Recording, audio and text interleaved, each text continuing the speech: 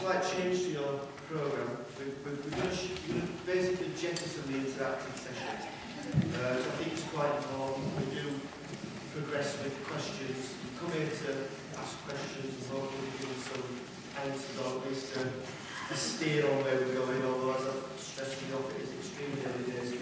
However, around the interactive session, some of the key points that were raised that are on the tables, I think probably it will be a good point of reference for some of the conclusions and next steps that we'll cover. So, if I can see any hands, I will go straight away. I will direct some questions for Brian. So first of all, the gentleman directly in my eye here.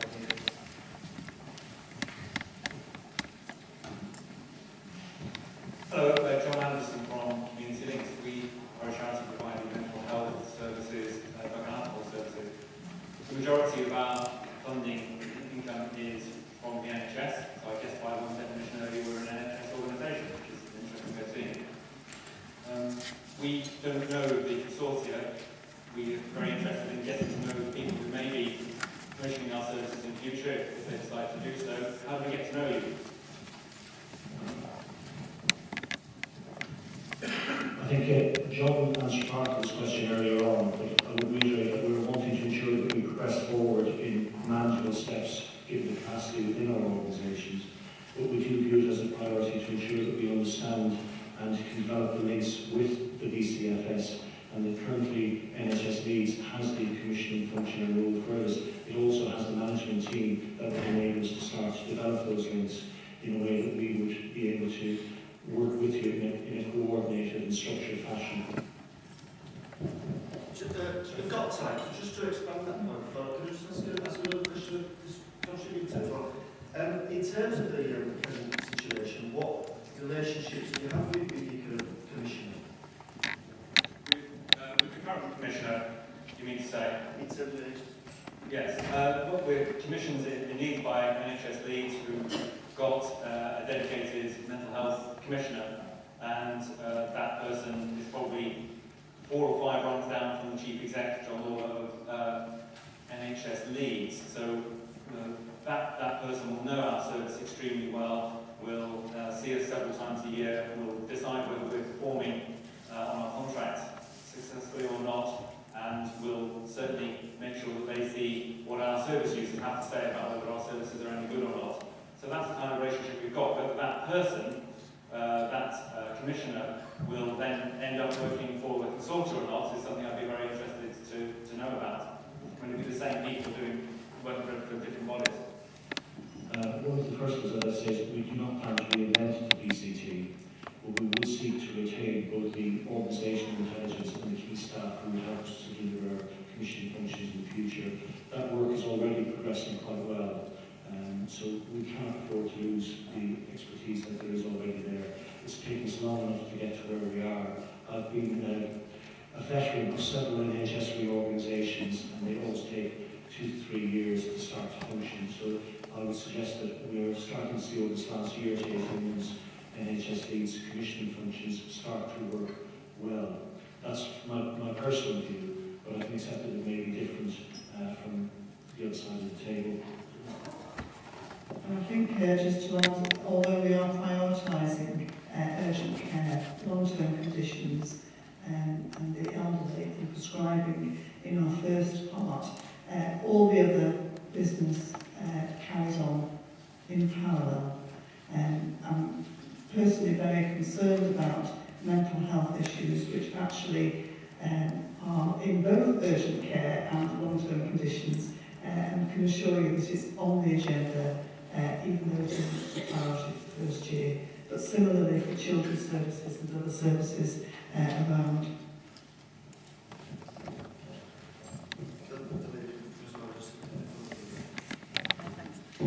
My name is Carol Burns and I work for Moralton Elderly Care, which is one of the neighbourhood network schemes.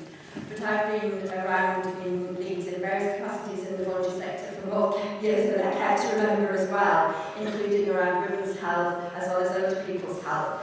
And what I'm interested, and it's partly been answered by the previous question, is there's a lot of emphasis on GPs knowing the community and knowing what their patients need. And I think think that's very important. But they're not the only people who know. And what worries me in this setting, in my experience, where sometimes women have gone to GPs and not found it helpful, where sometimes older people feel that they aren't getting the service that they need for whatever reason, that this emphasis on GPs knowing what the service needs leaves out a lot of other things. And as I say, I'm very encouraged to hear what was said in response to Touchstone, but I still think this is very important. I feel that GPs know some of what is needed, but there are lots of other people around who know what's needed as well, and I think that's a challenge for the consortium. I'd be interested to know how you're going to respond to that. I entirely agree. I think it is a massive challenge for consortia. But I would go back to the challenge that I mentioned earlier. We are not going to be able to manage with the breadth of the services that are out there providing care and support for people of Leeds. So we have to have some manageable collection so that we get the information in. Going in at consortia level must be so much easier than going into all the individual practices. We will be working hard within consortia to improve. We are intending to transform primary care so that in the future the hope would be that people will get a high quality service wherever they hit primary care. But the second thing that we will be seriously majoring on is the interface between us and our other providers, and that is so essential. We don't know what's out there, we don't know how the PCT works, we don't know how the local authority works, and we have only anecdotal evidence of how LTHT and LPFT work, because we get it mainly from our patients and their interactions with the services. So we are willing to learn, but if we are deluged with information, it will be very difficult to work our way forward. So the interface is absolutely vital. Yes, because the heart of your question is also around accountability and scrutiny and making sure that particular groups are not missing out. And just something to be aware of, that under the new proposals, there is an enhanced role for scrutiny for local authorities, which actually should be welcomed, and that includes scrutiny of consortia. So that would be another mechanism by which the consortia can be held to account for what they're doing. Before I take the next question, also on that point, I touched on it earlier. Take the commissioning arrangement out of the equation. Perhaps with the Health and Wellbeing Board, but certainly at elected member level working in communities, there has to be an enhanced role for what we do as a local authority. And Brian touched on locality working. I think that third sector organisations and the consortium will have to forge these relationships, and I suggest again that using local authority networks, be it through ward forums, through the area committees, feeding up to what would be the strategic arm of the Health and Wellbeing Board, have got to be improved and developed as ward councillors. I think we have to raise our collective game too.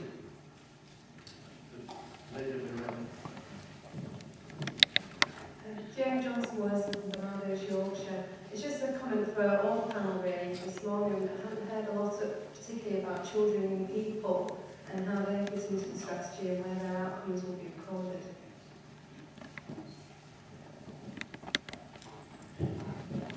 Right, I'll answer that in terms of I'll start with the outcomes. The children's health outcomes, health and wellbeing outcomes, are going to be included within the public health outcomes framework. The government has made it very clear that they've sort of taken note of Frank Field's work on child poverty and some other national work they've been doing around children, and they are wanting those to be seen included. So I think when the framework does come out, you will certainly see a child dimension there. One of the things that I believe we are clear about is that under the Health and Wellbeing Board, we do not want to see a sort of adults-only Health and Wellbeing Board, and we are seeing the Children's Health and Wellbeing Board being part of that. And as our first Health and Wellbeing Board Steering Group, which Councillor Dobson mentioned, I can assure you that Andrew Rich and Director of Children's Services was there, as was Councillor Blake, who heads up the Children's Trust Board. We have got work to do to bring them together, but I can assure you, certainly from my perspective as Public Health, I am seeing them all as one.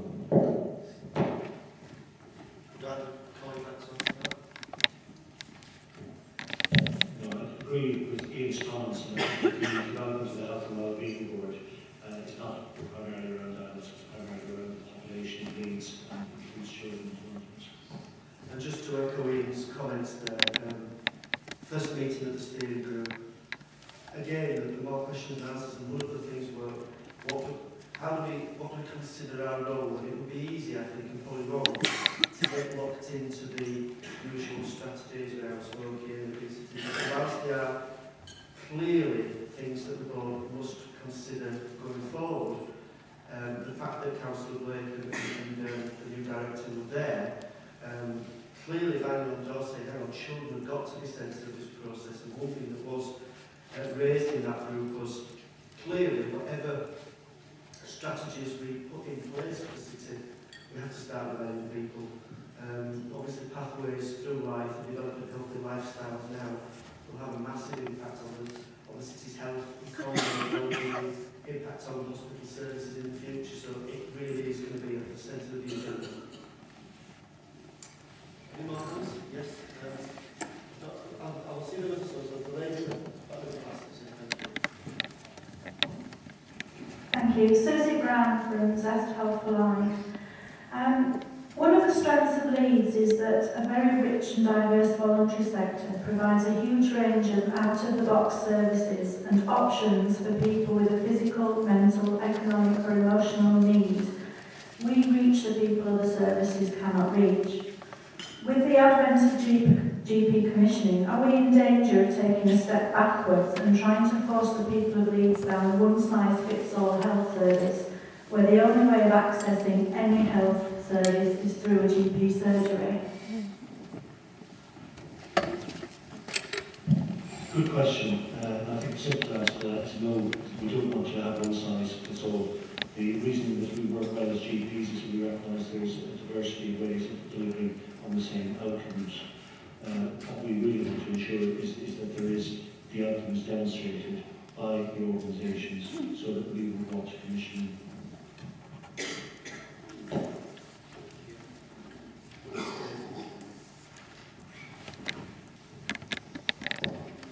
Many other women's council and various service. If I understand you correctly, you represent some but not all of the GP practices in the city.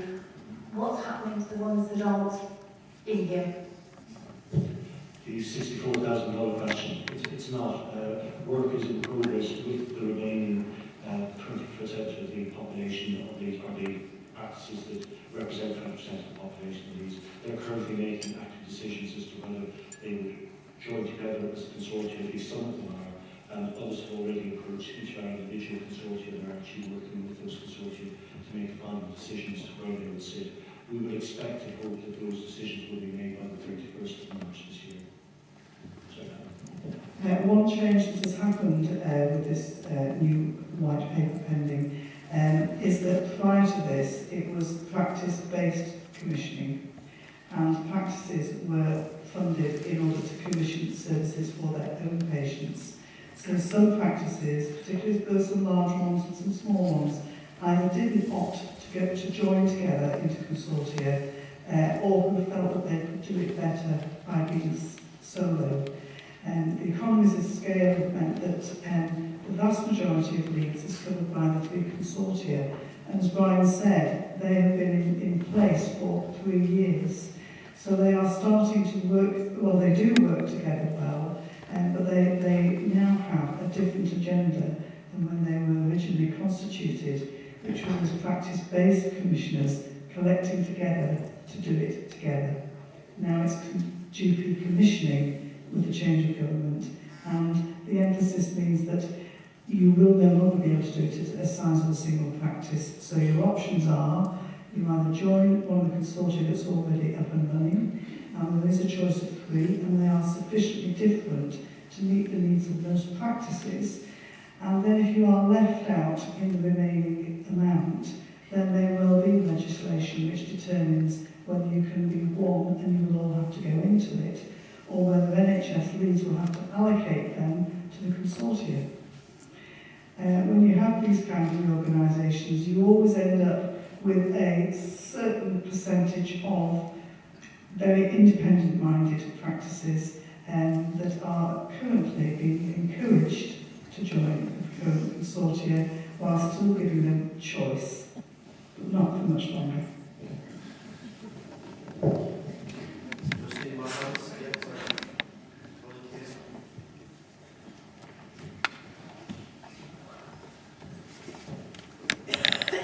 Sorry, Matt from Career Vision. You mentioned pathway status. Does that mean you're looking to be an early adopter and actually we're going to go pre-2013?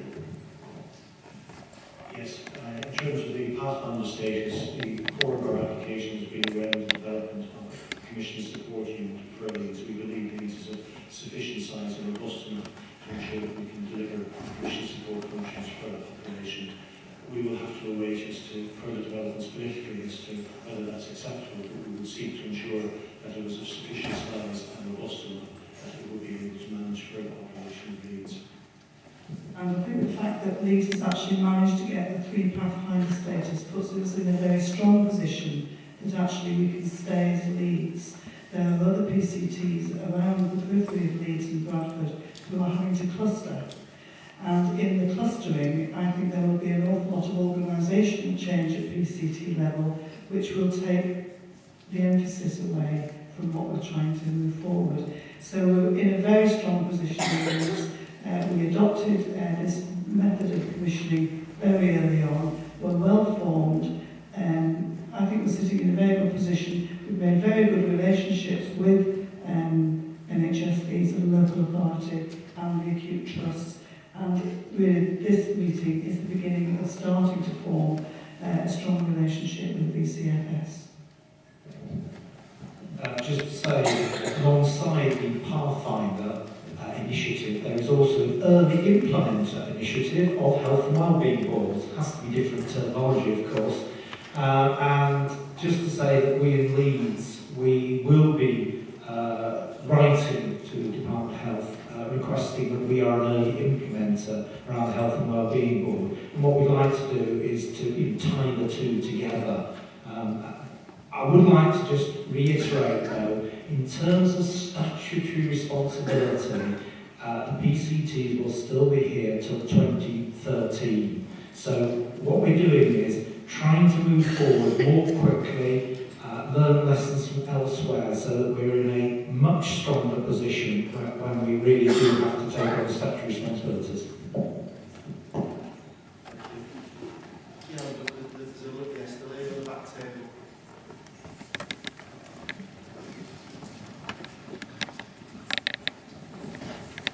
Hello, Elaine Away, the Intensive Family Support Service, East and North Leeds.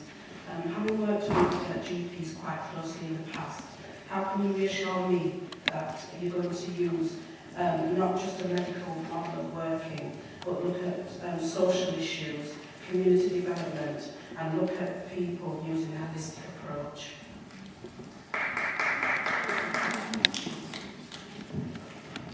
Firstly, I would suggest as a GP I would always use a holistic approach. I think you raised a very important point there in terms of how we would seek to ensure that we do focus on the medical model and ensure that the social model is absolutely inherent in what we do. Taking it to a slightly wider arena, if all we do is deliver on health, then we will not achieve what's put in front of us. We need to ensure that we deliver on social care as well, because that's how we truly will be able to move forward for the people with needs. I know that sounds like a rather broad answer, but health is only 50% of the answer. Social care is the other 50%, and we need to work together to achieve that.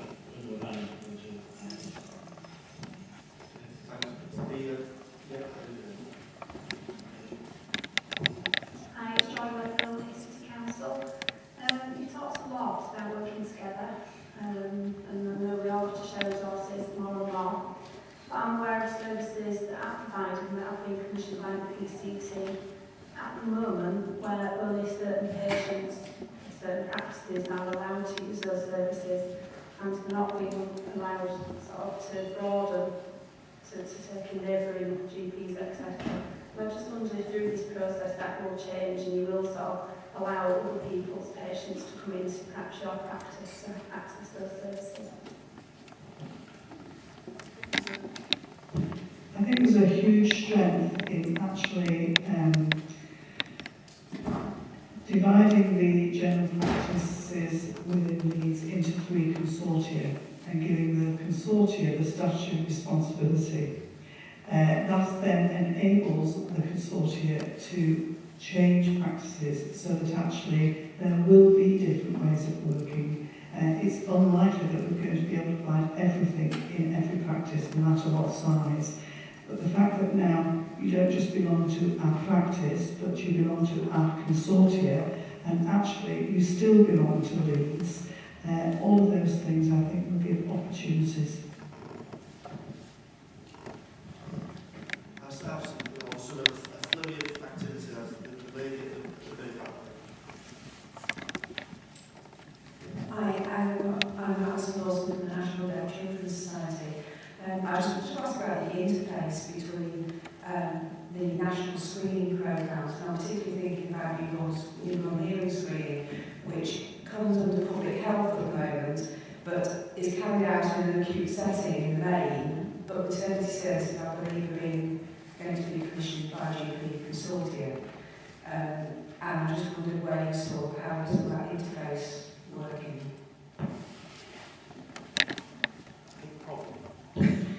A big problem. I put up an overhead, and I only know I gave an example then. I put up drugs and alcohol. And I didn't put up the screening.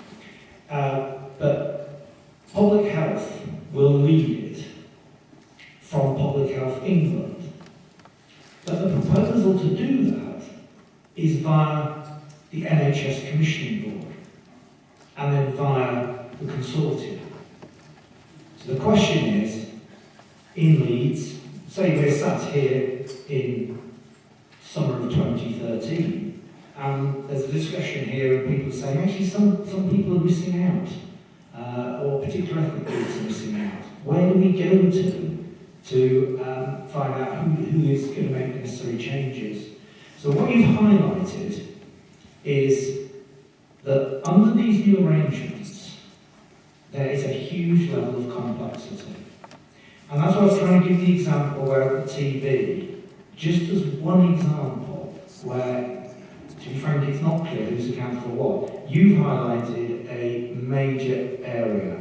And the truth of the matter, I do not have the answer, but it's on the radar, and it's one of those that we're going to have to sit down and understand who is doing what.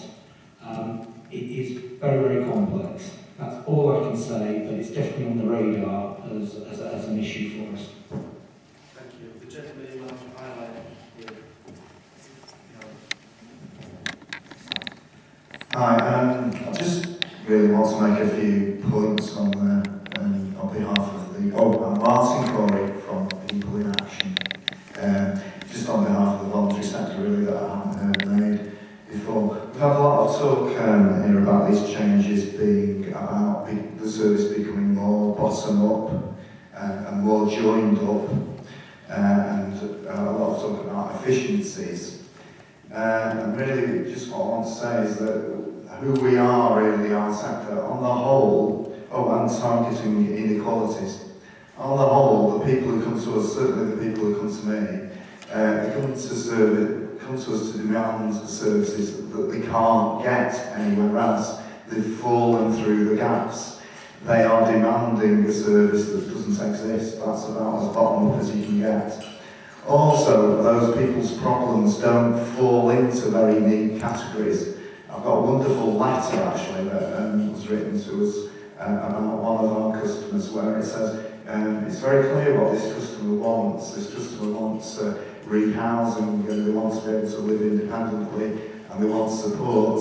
Therefore, I'm prescribing a course of antidepressants. And that's an example of people looking at people's problems in little discrete boxes. What we tend to do, and the reason why I and most of us are here today, is that we run around from service to service trying to join them up. That is what we do. It's a huge part of our job. On efficiency, you've heard we don't have a back room.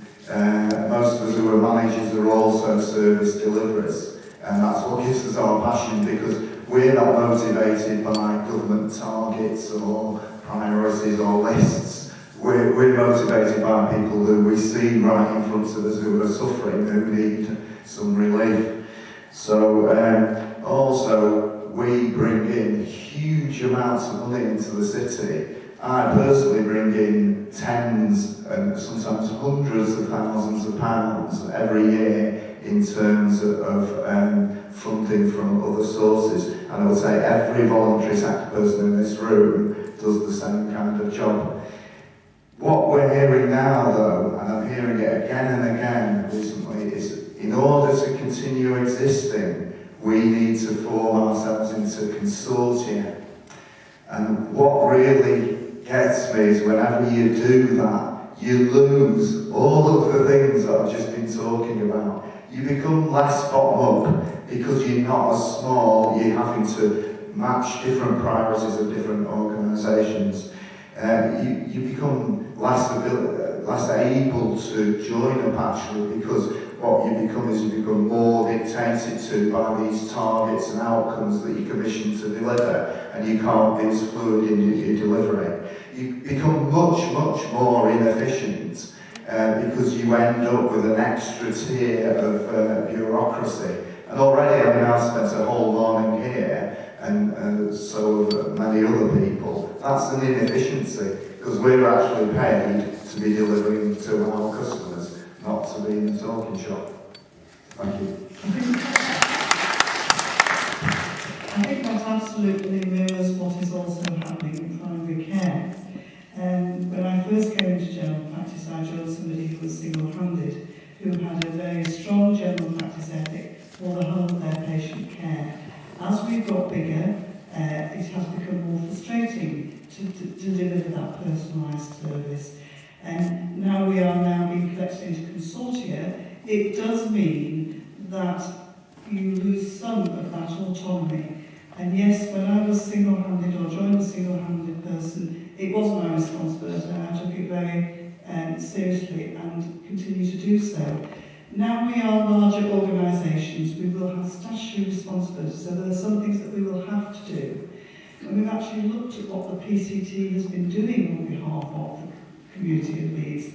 It is stunning what they have had to do. They have so many key performance indicators and high levels of performance monitoring that goes on. That is going to come to general practice. I have to say, we will have to change to adapt, and it will be much easier for us to be able to deal with organisations that actually are coming through several channels instead of hundreds. So I know it is difficult to think about some form of clumping together the voluntary sector into consortia, and I don't actually think in reality that will happen. But I am as frustrated as you, as any other GP is. Somebody who provides an antidepressant for people's social dis-ease is only struggling to give them something as opposed to what is there out there. I'd just like to follow up your point about bringing in additional resources. I deliberately put up on the overhead about the offer from the sector because of the, if you like, the added value, and you've just given a great example of that. And there may be others, about bringing volunteers in, doing other things with the local community, which is, if you like, over and above a simple getting money for a service, which a commissioner, that's the only thing they might see. So the point I was making was, I know you do other things and provide added value. I just think there's a piece of work that is going to be needed to articulate that very, very clearly, because it would have maybe come to a surprise to a commissioner who might be commissioning you with a relatively small sum of money, and actually it's part of a much bigger picture of what you do and your contribution to the local neighbourhood. And that has to be, if you like, promoted and publicised back to the commissioners. I think more and more commissioners will have to think like that. If I could just add as well, because, you know, again, from a local authority viewpoint.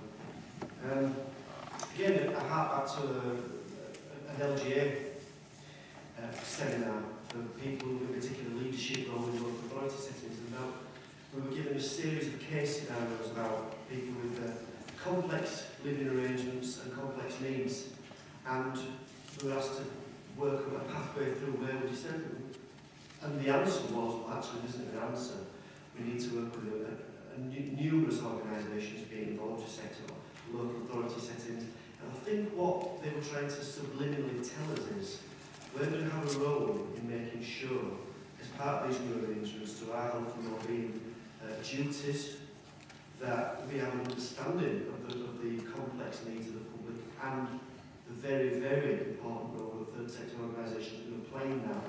And it's kind of a little bit of an eye-opening moment that you can't just push people down one path for some tablets or another one for some counselling. It's often complex needs, and I actually think we've got the skills in the city around the tables in this room to develop them. And I've been banging on about it all morning. I cannot overemphasise the importance of the locality stuff and the need to engage with local elected members who really should be the conduit back to the health and wellbeing board. As I say, we can't all night around the table. I believe that the city's biggest underused resource at present. Funding. I also accept that voluntary groups bring in massive amounts of funding to the city, and that role shouldn't ever be underestimated. The long way it continues, actually you're helping us effectively prop up a lot of services that we will actually struggle to deliver in terms of some of the commissioning that we'll be able to provide in the future. Talking shop, you know, I spend half of my life in meetings, and I've got two expressions. One, I'm sort of interested in movements, sort of frankly glazed, and try to keep my eyes open. Because we do go to a lot of meetings that are frankly, you know, why am I here? But one of the reasons we wanted to put these sessions together, the Leeds Voice have been fantastic in driving this, is because I think it's important and it's incumbent upon us to let the third sector know at a very, very early stage, which this is, there's been a lot of speculation this morning and really not a lot of answers, but I think there's a genuine, I was saying this in conclusion, but I'll say there's a genuine willingness, I believe, and I'm seeing it from GP Consortia, senior council officers, here as Director of Public Health, elected members, to work with community groups and give you a heads up early on, and we're doing that. And I suppose the most pragmatic thing I can say is, if I'm honest, from a personal perspective and a political perspective, do I want to be here having these conversations about changing how we deliver services, impact on the third sector, health and wellbeing boards? Apart from the latter bit, probably not. But the pragmatic part of my nature says, you know, we are where we are. And take my personal or anybody else's personal viewpoints out of the equation. It's incumbent upon all of us in this room, whoever we represent, which is basically the same people, to make it work. And I do think these early conversations are good as a starting point. So there'll be a lot more dialogue with you guys, and rest assured we will attempt to do it.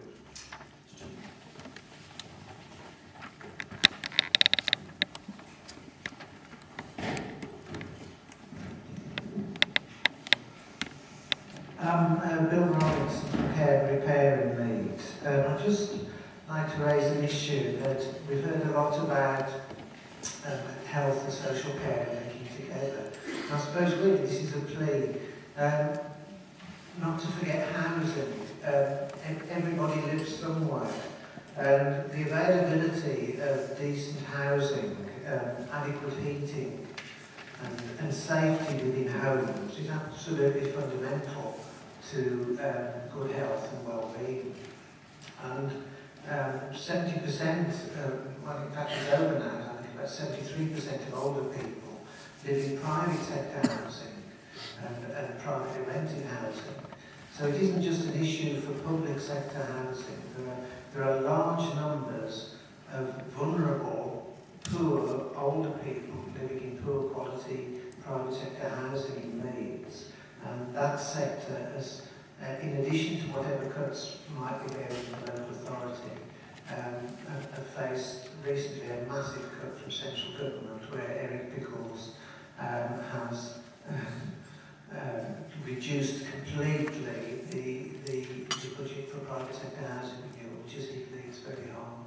So this is a plea, don't forget housing and do consider it in your work. Well, thanks. I agree with every comment you've made.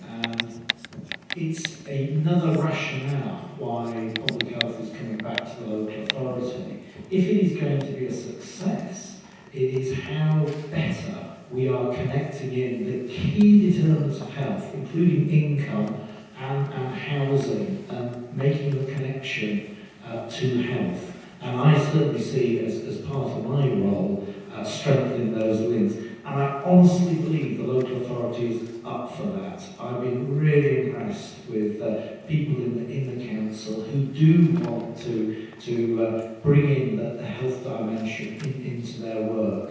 So I fully support what you say, and I suppose it will be a judgment of our success or otherwise whether we can do that and can demonstrate that in future years.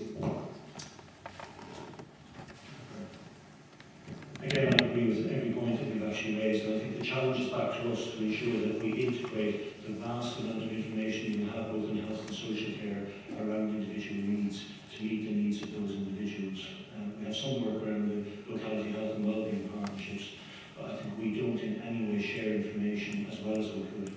And once we can understand and get around the governance issues around that, I think that can start to produce some real benefits in terms of reducing those populations that are at risk.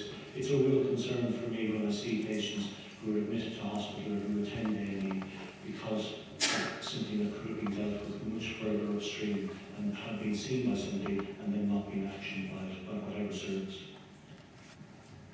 Thank you. And finally, just a word about Scott, a brief point on the still. Yes, please. Hello. Oh, can you turn it on? I don't really need to. Okay. I'd just like to make a very polite recommendation. I do appreciate that in everyday practice you refer to people as patients. I think when we're talking about this sort of thing, we're talking about whether they're customers, clients, service users, whatever they're people, and I think it opens up perspective. I think the challenge for all of us, and what we're good at, is meeting the needs of people who don't see themselves as patients. They're not registered with the GP and they access our services. That's a very good point, and I do apologise for the use of language, but you appreciate after 30 years. It's a little bit difficult. As we deal with people who are quite and with populations, one of the strengths of the PCFS is reaching those patients who we don't see on a day-to-day basis, who have clearly got high needs, who are in deprived neighbourhoods and with health inequalities. And to me, that's one of the key things that we need to be working with the PCFS to ensure that happens. A small example might be around NHS health checks, where we will get some of the population to attend, but there is a portion of the population who will not attend for a variety of reasons, and being able to use other means for those patients, people to be challenged or to be channeled to come in for their health check, because they're likely to be the ones with the greatest need. Thanks for that. It's we're really approaching time to wind up, and part of the